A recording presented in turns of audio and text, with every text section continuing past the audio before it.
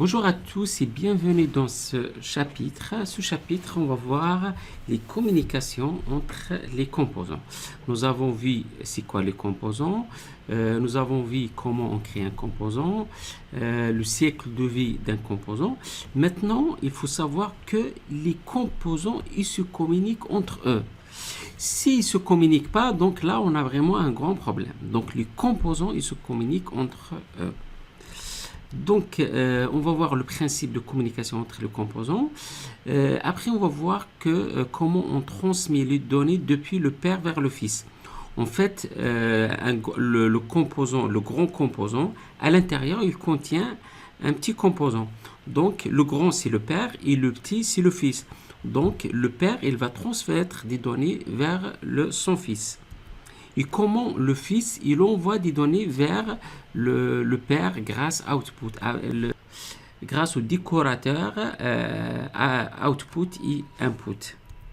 Et finalement, on va faire une conclusion. Comme je vous ai dit, les composants, ils doivent se communiquer entre eux. Les composants passent leur temps à s'échanger des données à des différents mécanismes d'interaction. Donc, quand vous créez plein de composants, ils se communiquent entre eux.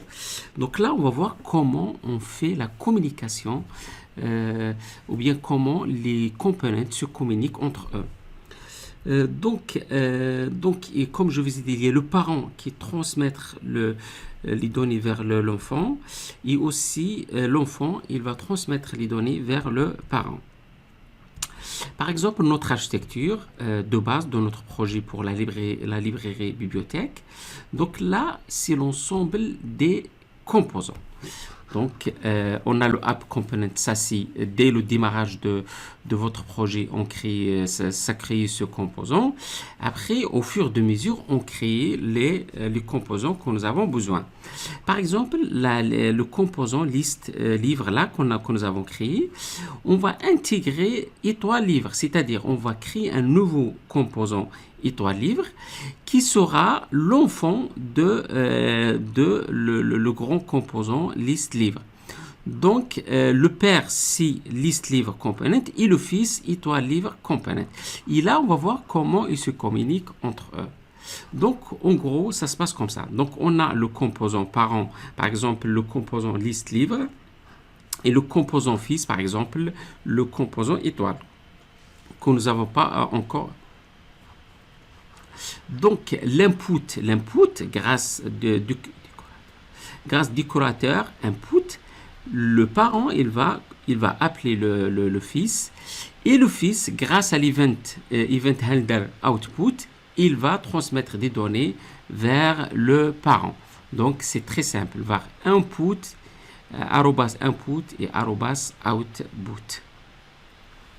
Et dans le composant livre component, donc on va appeler le composant, le fils, avec son sélecteur, avec son identifiant. Donc on va l'appeler comme ça. Donc dans notre projet, on va créer un composant étoile qui représente le nombre des étoiles d'un livre et qui va réagir avec le composant pair. OK? Donc avant ça, il y a une petite bibliothèque qui s'appelle ngBootstrap pour afficher le nombre des étoiles. Donc c'est une bibliothèque open source, on peut le télécharger, on va l'installer, on va l'utiliser. OK? Donc pour l'installer, il faut faire ng-add et ça. Donc on va prendre ça et on va aller voir tout de suite ça dans notre projet.